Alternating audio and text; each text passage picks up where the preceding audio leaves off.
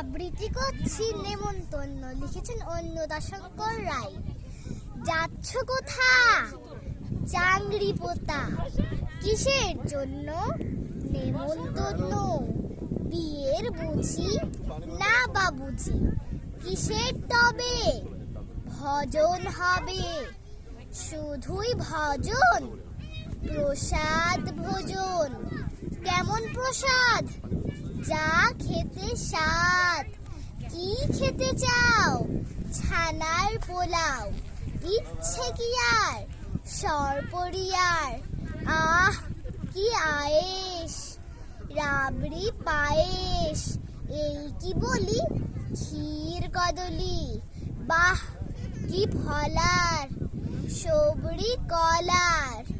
এবার থামো, ফজলি আমো, আমিও যাই না মশাই।